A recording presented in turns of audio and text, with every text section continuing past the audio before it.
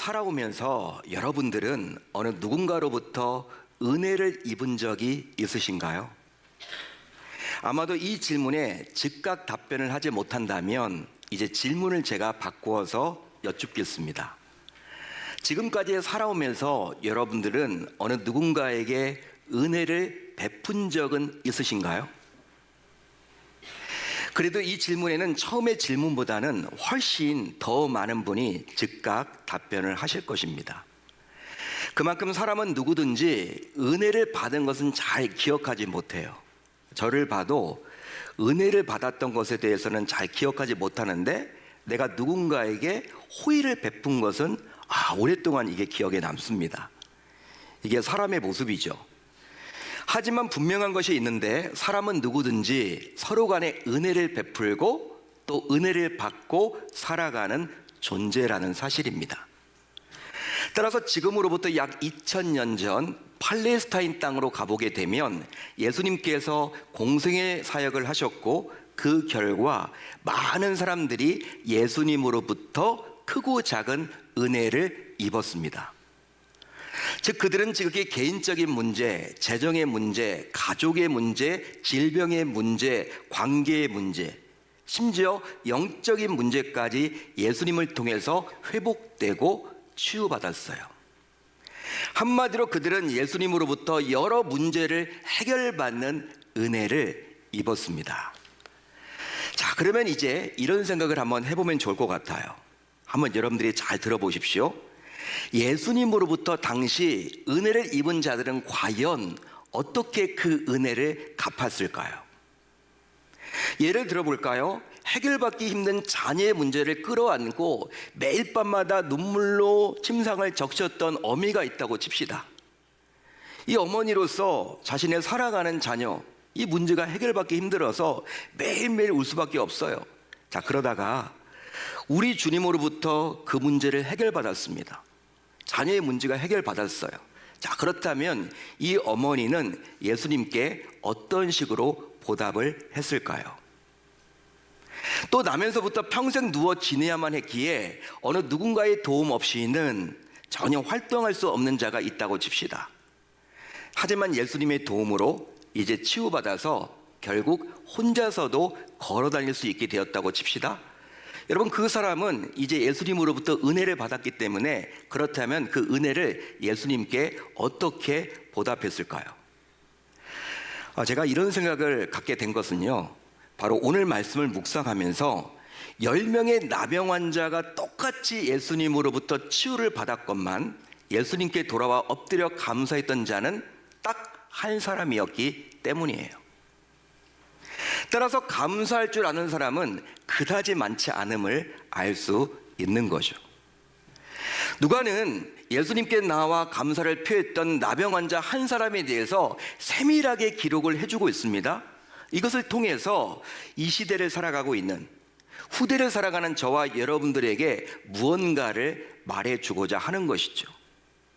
여러분, 나병에서 치유되는 것은요, 과거나 현재나 아주 힘든 일입니다. 아주 어려운 일이에요. 만만치 않은 일입니다. 더욱이 당시 나병은 하나님께 벌을 받아서 하나님께서 주신 질병으로 인식되었어요. 그러니까 사람들은요, 나병에 걸리게 되면 당시에 내가 무슨 죄를 지었길래, 내가 잘못했지, 내 책임이야, 내가 잘못 살았어, 내가 하나님 앞에 죄를 지었기 때문에 하나님이 이렇게 벌로 나에게 이런 질병을 주신 거야. 나병에 걸리게 되면 당시 사람들은요, 주로 자책을 했대요. 자책. 내 책임이야, 내가 잘못했지. 자, 그런데 예수님을 통해서 이런 무서운 질병이 고침을 받았는데 어찌 아무런 반응을 하지 않을 수 있단 말입니까? 더욱이 이들에게는 치유에 대한 간절함을 가지고 있었어요. 이들 모두 치유에 대한 간절함이 있었습니다. 자, 오늘 말씀 13절을 볼까요? 우리 13절 같이 한번 읽어봅니다. 시작. 소리를 높여 이르되 예수 선생님이여 우리를 불쌍히 여기소서 하거늘. 아멘. 예수님께서 자기들이 사는 곳 사이를 지나가신다라는 이야기를 듣고 10명의 나병 환자 모두 합심하여 예수님께 소리를 지르며 치유에 대한 간절함을 호소했습니다. 한마디로 그들 모두 가만히 있었는데 아무것도 하지 않았는데 예수님으로부터 치유의 은혜를 입었던 것은 아니었다는 사실이에요. 그들 모두 예수님을 찾아 예수님이 지나가신다라는 그 이야기를 듣고 액션을 취했습니다. 간절함이 있기 때문에. 이처럼 이들은 치유받고 싶다라는 간절함이 있다 보니 예수님이 지나가신다라는 소문을 듣고 예수님을 만나기 위해서 사전에 대기하고 있다가 결국 예수님을 보자마자 소리를 높여서 자신들을 불쌍히 여겨달라고 요청할 수 있었던 거예요. 할렐루야, 할렐루야. 더욱이 한두 명도 아니고 10명 모두 한마음으로 소리를 쳤다라는 것을 통해서 치유를 향한 그들의 간절함이 당시 얼마나 컸는지를 엿보게 되는 것이죠. 여러분, 이렇게 치유를 위해 준비하고 사모하여 결국 이들 모두 예수님을 통해서 나병에서 고침을 받게 되었어요. 한마디로 그들 모두 말할 수 없는 큰 은혜를 우리 주님으로부터 받게 된 것입니다. 그런데 어째서 9명은 자기를 고쳐주셨던 예수님께 찾아오지 않았던 것일까요? 만약 이 말씀을 듣고 있는 여러분들이 당시 나병 환자 10명 가운데 한 사람에 속해 있던 사람이라면 여러분들은 과연 어떤 반응을 보였겠습니까? 더 나아가 10명의 나병 환자를 고쳐주셨던 예수님께서는 이제 다음과 같은 서운한 감정까지도 말을 해주고 있어요. 섭섭하셨어, 우리 주님이. 어떻게 예수님이 이야기를 하셨냐면 그 9은 어디 있느냐. 얘야, 네 동료들 다 어디 갔어? 내가 10명을 고쳐줬는데 왜 너만 돌아와 있니? 나머지 9은 어디가 있는 거야? 우리 주님이 지금 탄식하고 있는 거예요. 안타까워하고 있는 거예요. 섭섭함이 여기에 담겨져 있는 거죠. 자, 그러면 성도인 우리는 이 9명의 행태를 어떻게 받아들이면 좋을까요? 실제로 이들이 예수님께 돌아오지 않은 이유는 무엇 때문입니까? 더군다나 주변 사람들로부터 당시 무시를 당하던 사마리아 출신의 나병 환자는 또 무슨 이유 때문에 예수님께 돌아올 수 있었을까요? 여러분, 왜 예수님으로부터 치유의 은혜를 받았던 이 9명은 예수님께 돌아오지 않았던 것일까요? 이 질문에 대해서 답을 하려면 오늘 말씀 18절에 주목을 하셔야 돼요. 오늘 말씀 18절을 보시면 우리가 유추해 볼 수가 있습니다. 자, 18절을 한번 같이 읽어봅니다. 시작. 이 이방인 외에는 하나님께 영광을 돌리러 돌아온 자가 없느냐. 여러분, 이 뉘앙스를 보시면 어떤 뉘앙스가 나타나 있습니까? 예수님께서 지금 탄식하는 거예요. 아, 와야 되는데, 나에게 와야 되는데, 내가 고쳐줬는데, 이 이방인 외에는 다 지금 어디가 있는 거야? 예수님이 지금 탄식하고 있는 이 마음이 여기에 담겨져 있는 거죠. 이 탄식을 보면 이들이 예수님께 돌아오지 않은 이유를 조금이나마 유추해 볼 수 있는데, 자, 이 이방인 외에는, 여기에 여러분들이 주목을 하셔야 돼요. 이 이방인 외에는 예수님께로 돌아온 사마리아 사람 한 사람을 제외하고 이제 나머지 9명 모두 유대인이었음을 짐작게 하는 구절입니다. 자, 그러면 무슨 이유로 유대인 9명은, 사마리아 사람은 돌아왔는데 유대인 9명은 예수님께로 돌아오지 않았던 것일까요? 이유가 있겠죠. 아마도 그들은 은혜 받은 것을 당연한 것으로 여겼기 때문입니다. 아마도 그들은 은혜 받았던 것을 당연한 것으로 여겼기 때문이에요. 즉, 자신들은 아브라함의 자손이요 하나님의 선민 유대인이기에 이 정도의 은혜를 받아 누리는 것은 자신들로서는 지극히 당연하다고 여겼던 겁니다. 나는 태어나면서부터 구원받았는데, 나는 하나님의 백성인데, 나는 아브라함의 피를 물려받았는데, 이 정도 내가 이렇게 치유받는 것 당연한 거 아니야? 내가 그동안 하나님을 얼마나 섬겼는데, 내가 하나님께 그동안 얼마나 잘 해왔는데, 절기 때마다 내가 하나님께 얼마나 드려왔는데, 내가 기도를 얼마나 했는데, 내가 그동안 말씀을 얼마나 읽었는데, 아마 이런 식이었을 거란 말이죠. 당연하다, 나는. 물론 간절함은 있지만 이 간절함 내면 뒤에 이게 숨겨져 있는 거예요.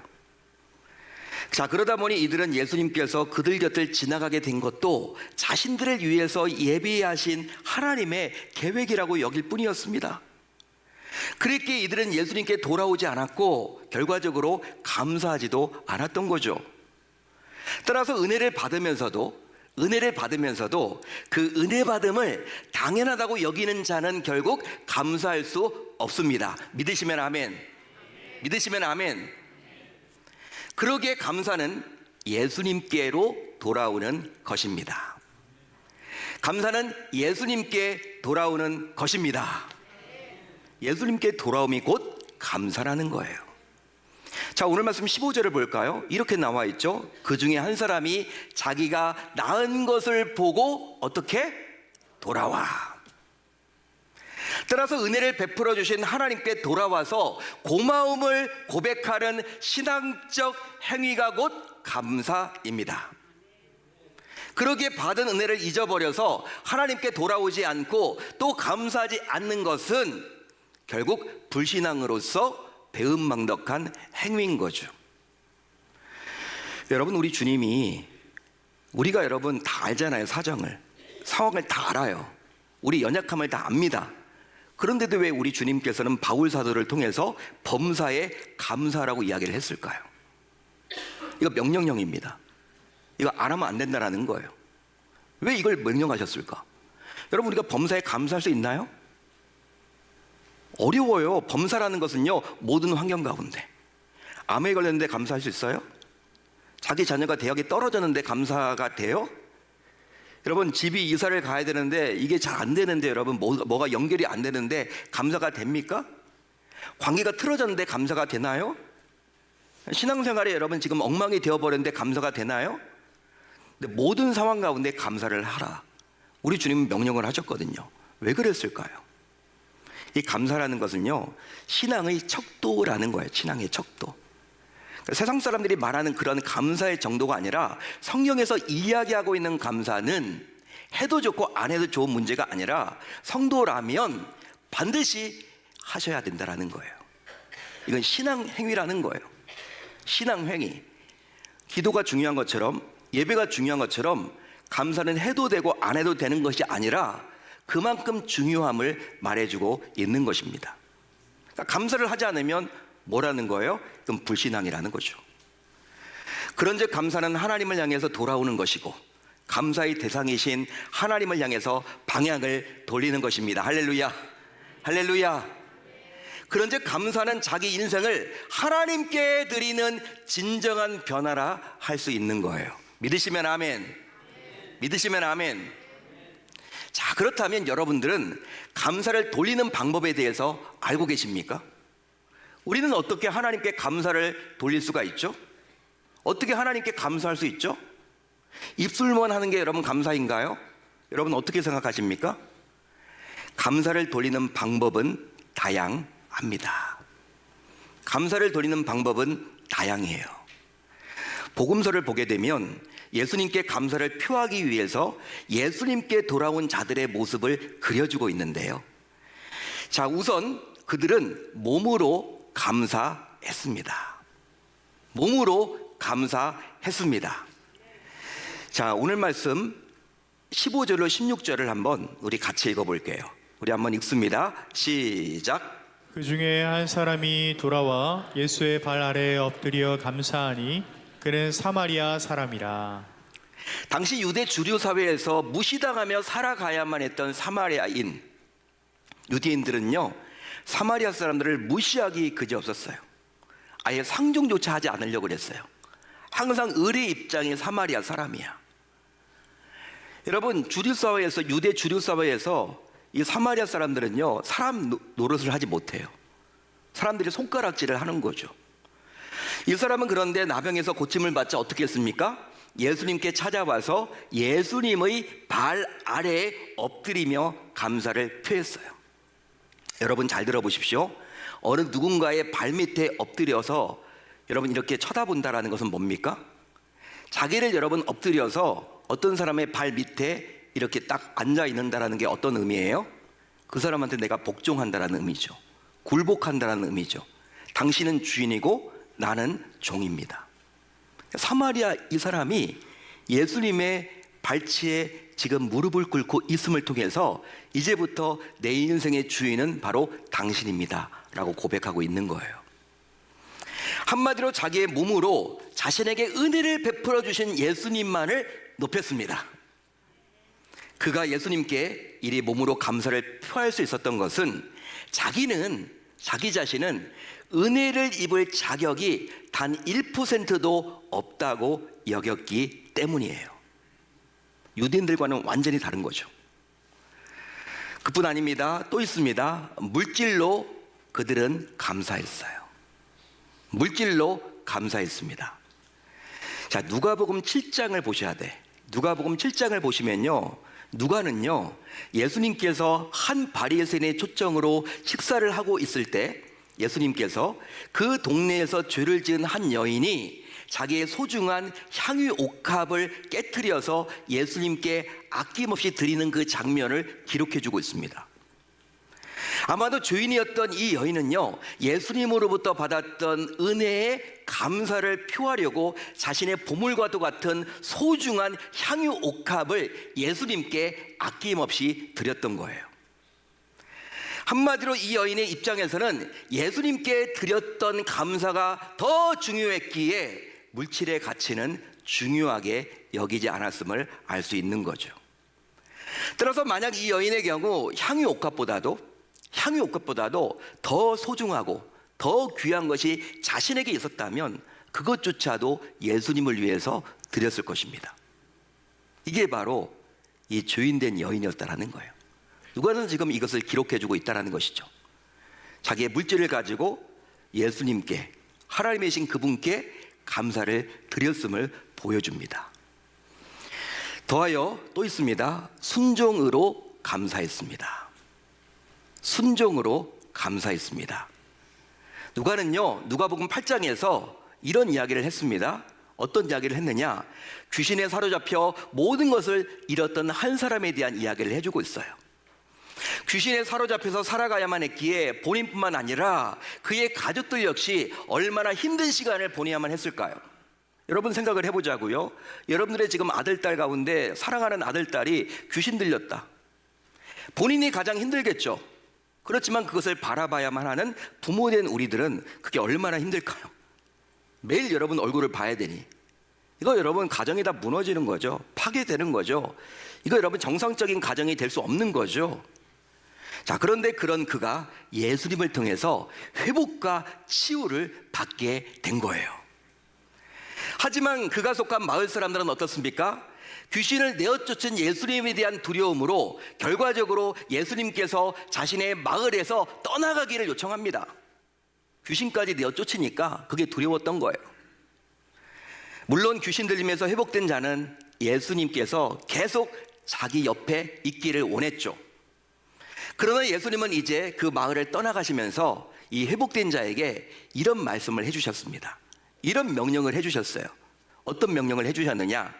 집으로 돌아가 하나님이 내게 어떻게 큰 일을 행하셨는지를 말하라 라고 말씀해 주셨어요. 자, 그런데 회복된 자는 어떻습니까? 이런 예수님의 요구에 전적으로 순종하며 감사함을 표시했습니다. 그래서 그는 온 성내를 다니면서 어떻게 예수님께서 자신에게 큰 일을 행하셨는지를 그대로 전하게 되었죠. 할렐루야, 할렐루야. 그리함으로 예수님을 통해서 귀신으로부터 자유롭게 된 자는 결국 예수님의 말씀에 순종함으로 감사를 표했습니다. 누가는 지금 이것을 기록해주고 있는 거예요. 여러분 다시 오늘 말씀 안으로 들어가 보면요, 예수님께 돌아와서 이제 감사를 표했던 나병 자는 결국 복을 받게 되었습니다. 복을 받게 되었습니다. 따라서 감사는 복으로 나아가는 통로이며 열매임을 알 수 있습니다. 믿으시면 아멘. 믿으시면 아멘. 실제로 예수님께서는 자기에게 돌아와서 감사를 표했던 나병 환자에게 놀라운 복을 선물로 주셨는데요. 자, 어떤 복을 주셨느냐? 예수님이 이 나병 환자에게, 자, 오늘 말씀 19절입니다. 제가 읽어드릴게요. 그에게 이르시되 일어나 가라, 너의 믿음이 너를 구원하였느니라 하시더라. 아멘. 아멘. 예수님께서는 그를 믿음의 사람으로 인정해 주셨습니다. 야, 너 대단하다. 너 앞으로 이제 믿음의 사람이야. 네 믿음 진짜 믿음이야. 우리 주님이 인정해 주셨어요. 거기에 더하여 그를 구원해 주셨습니다. 구원해 주셨습니다. 그런즉 감사를 표했던 그는 결국 육신만 치료받은 것이 아니라 영혼까지도 구원받게 되었죠. 할렐루야. 할렐루야. 한마디로 진정한 복의 사람이 되었습니다. 믿으시면 아멘. 사랑하는 성도 여러분,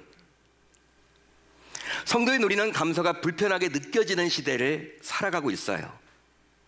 쉽게 말하면 어느 누군가에게 감사를 표하는 것이 정말 당연하고 정말 중요한 일임에도 불구하고 감사하는 것이 굉장히 부담스럽고 불편하게 여겨지는 시대를 살아가고 있다는 말입니다.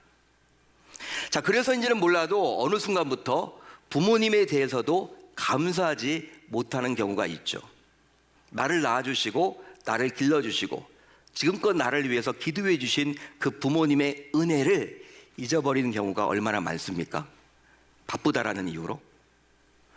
또 자신에게 무언가를 가르쳐 주신 스승님에 대해서도 감사하지 못하는 경우들이 굉장히 많죠. 더하여 자신에게 무엇이라도 은혜를 베풀어 주신 어느 누군가에게도 감사하지 못하는 경우가 허다합니다. 자, 그러다 보니 어떻습니까? 성도라면서도, 예수님을 믿는 성도라면서도 정작 하나님께도 감사하지 못하고 감사를 놓치곤 살아가곤 하죠. 그게 당연하다고 생각을 하는 것 같아요. 자, 그렇다면 나는 과연 감사에 대해서 어떤 생각을 가지고 있습니까? 감사에 대해서 여러분들은 어떤 생각을 하고 계시나요? 혹시 바쁜 일상에서 챙겨야 할 것, 할 일도 많은데 굳이 감사하고 또 감사를 받아야 하는지 이런 생각을 하고 있지는 않으십니까? 더 나아가 굳이 감사를 표했다가 괜한 오해를 받거나 불편하게 될까봐 감사를 외면하고 싶지는 않으시나요? 하지만 그렇다고 해서 성도인 내가 받은 은혜, 또 갚을 은혜가 없는 것은 아니라는 사실이에요. 따라서 이제 성도라면 감사하는 것을 당연하게 여겨야만 할 줄로 믿습니다. 믿습니다. 우리 공동체 역시 지난 10월 17일부터 시작해서 어제 11월 15일까지 30일 감사노트를 작성했습니다. 30일 동안 감사노트를 작성하신 대부분의 성도님들 모두 처음에는 억지로 하셨을 거예요. 뭐 이걸 쓰라고 그래. 목사님이 하라고 하니까 하긴 하지만, 우리 공동체가 하는 거니까 하긴 하지만 여러분들이 노트를 받아가면서도 반신반의하면서 처음에는 아마 억지로 하셨을 거예요. 다 압니다, 여러분. 처음에 다 그걸 긍정적인 마음으로, 기쁜 마음으로 이걸 하시는 분들이 없고 숙지하듯이 아마 억지로 하셨을 거예요. 하지만 30일이 지나면서 여러분들 각자도 스스로 느낄 만한 무언가 긍정적인 효과도 분명히 생겼겠죠. 그 이유는 바로 감사노트 작성은 앞에서도 살펴봤지만 전문가들에 의해서 이미 임상시험을 거친 연구 결과이기 때문입니다. 우리 교회만 하는 게 아니잖아요.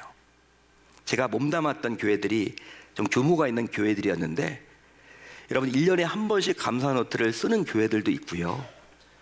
정말 이러한 여러분 감사 운동을 벌여서 이 훈련을 받게끔 해서 교회가 굉장히 밝아지고 활발해지고 역동적으로 변하는 모습들을 이미 저도 많이 봤거든요. 그래서 우리 공동체에도 시도를 한 겁니다. 따라서 지난 30일 동안 감사노트를 작성하지 못한 분들이 행여나 계신다면 포기하지 마세요. 포기하지 마시라고요. 포기하지 마시고 다른 금년도 연말까지 감사노트를 작성해 보시기를 바랍니다. 바랍니다. 왜? 금년도 표가 31일까지니까 12월. 감사가 넘치는 교회, 감사가 넘치는 성도, 이 표가 12월 31일까지는 붙어 있을 것이기 때문에 감사 노트를 오늘 제출하지 못하시는 분들이 있더라도 여러분들이 나름대로 한번 작성해 보시기를 바라요. 분명히 여러분들의 삶이 변화될 것이고, 여러분들의 가정이 변화될 것이고, 여러분들의 마음이 변화되어서 놀라운 기적이 나타나게 될 줄로 저는 확신합니다. 그 결과 무엇이든지 억지로 하면 결국 탈이 나고 문제가 생기잖아요. 하지만 이 감사만큼은 억지로라도 하게 되면 결국 놀라운 기적을 맛보게 됨을 기억하고 이제 예수님께로 돌아가는 것이 곧 감사의 시작이기에 바쁜 일상 속에서도 예수님께 우선순위를 두는 성도인 저와 여러분들이 다 되어야 할 줄 우리 주님의 이름으로 축원합니다. 축원합니다. 그렇게 멋지게 살아보겠다라고 다짐하고 결단하는 저와 여러분들이 다 되실 수 있기를 우리 주님의 이름으로 축원합니다.